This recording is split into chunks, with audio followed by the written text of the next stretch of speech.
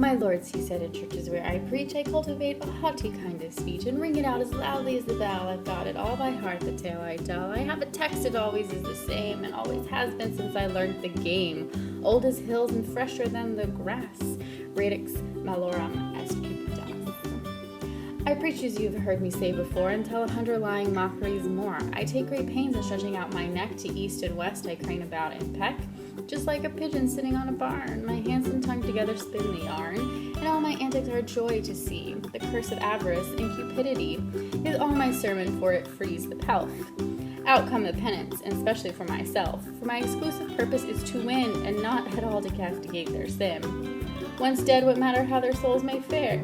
They can go blackberrying for all I care. And thus I preach against the very vice I make my living out of, avarice. And yet, however guilty of that sin myself, with others I have power to win them from it. I can bring them to repent, but that is not my principal intent. Covetousness is both the root and stuff of all I preach. That ought to be enough. Well, then I give examples thick and fast from bygone times, old stories from the past. A yokel mind loves stories from of old, being the kind it can repeat and hold. What, do you think as long as I can preach and get no silver for the things I teach, that I will live in poverty from choice? That's not the counsel of my inner voice. No, let me preach and beg from kirk to kirk and never do an honest job of work.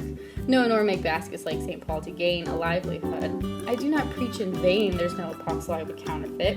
I mean to have money, wool and cheese and wheat, though it were given me by the poorest lad or poorest village widow, though she had a string of starving children all agate.